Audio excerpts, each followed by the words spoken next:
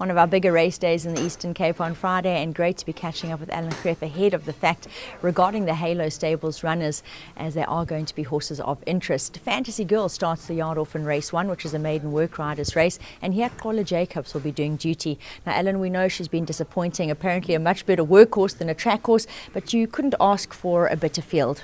No, exactly, Nadine. She's in the right sort of field. She's an amazing workhorse, she really is, and as a youngster I thought, well, this is going to be my nursery type horse, and a year later she's still in the maiden plate, so we've tried some different things and ideas, hopefully running up to this race, and maybe that will click her. And hopefully having the man aboard that rides the work every day will help as well. Just one Kiss runs in race 2. Now she's having her very first start, and she's a daughter of Canford Cliffs. Nice filly, Nadine, and I think if she's not too green, she'll be in the firing line. Moving to race 3, the yard will step out Pink Moon and Smashing, who unfortunately had a bit of a flat run last time out.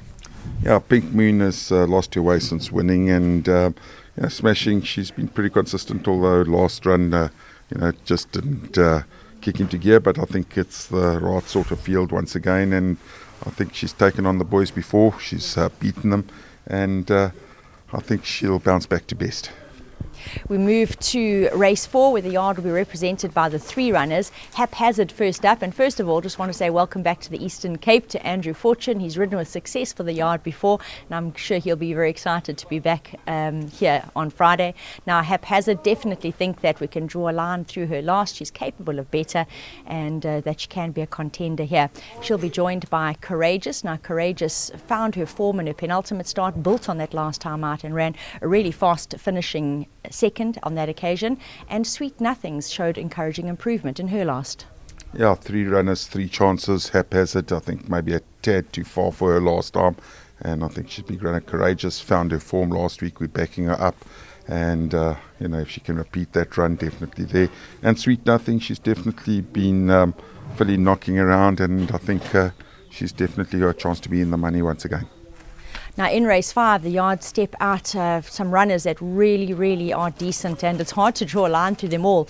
Zenovi, now he made his local debut last time out over a sprint trip. Absolutely flying finish. He'll appreciate being up in distance. Likewise for Golden Peace, he won a great race last time out over 1400, which could perhaps been on the sharp side for him. Global Alley, form is there for all to see. He's honest and courageous and always in the money. And of course Lunar Halo, 10-time winner, very stiff last time out. I feel I know 4th, but had a lot to do from a long way back. Competitive field, all horses definitely in with Johnson Novi. Ran a good first local debut here, over 1,000 meters, running on like a steam train.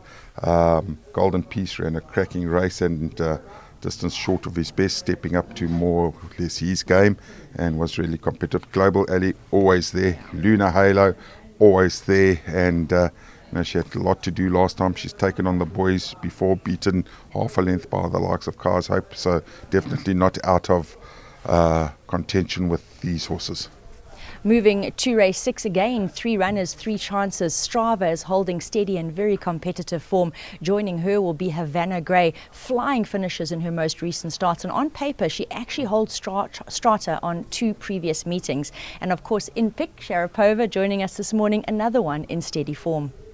Strata, honest, she didn't take the turn really on the poly track that day, and Richard just battled with her back up the straight, so she'll enjoy that. Havana Grey, she was, I think, an unlucky loser last time also.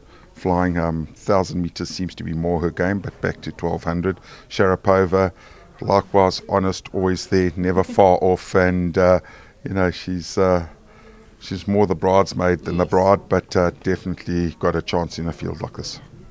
First of the features is up race 7, the East Cape Dahlia Plate over 1,200 metres, and here the yard will be represented by King Prawn, great 4th in the East Cape Nursery last time out. Another dance for me, all eyes on her, 3 runs, 3 wins. She was a runaway winner of the listed East Cape Filly Nursery last time out. Augusta Rossa has her post-maiden run, but there was a lot to like about her maiden win, and she looks a very progressive sort. Hard to get a line on right now, and the same could describe Hot Sauce, 1 run, 1 win. She has got stable elect jockey Richard Ferrie aboard. And finally Silver City, really smart effort last time out in the listed East Cape Fillies Nursery, running 2nd. Yeah, no, it's a little bit of black top going begging here, and we'll see if we can pick up some. King Prawn run fourth last time, and he does look like a horse that wants more ground but needs the education. He's still quite green and outpaced at times and hits a flat spot, but will run a nice race. Another dance for me. He's done nothing wrong. Nice filly, progressive filly, and I think she's a huge runner. Augusta Rosso ran a cracking race last time and has improved. Likewise with Hot Sauce, nice run, and she's improved since winning. Silver City ran a great race last time behind Direct Hit, running on all the while. So competitive race amongst the fillies, and hopefully they can come out and see who can come out on top. But I think you've got to be careful how you structure here. I don't think you can leave anything really out. You're going to have to maybe go with the form if you want 10 times.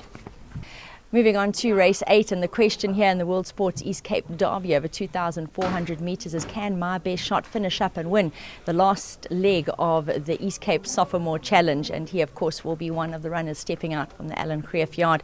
He really has the form that makes him the horse to keep an eye on. He'll be joined by Master Forester, not disgraced in the Derby Plate last time out placing. Mr. Speaker bounced back to best to win the Derby Plate and becomes a horse we have to consider with that good finish. Coral Creek can also hold his head really high with his second in the Derby Plate last time out. And then we move on to the fillies. Lotus Island, I think, is a little bit of a dark horse in the lineup here, and racing alongside First Wish is also in steady and capable staying form. The question is, you're right, will My Best Shot stay?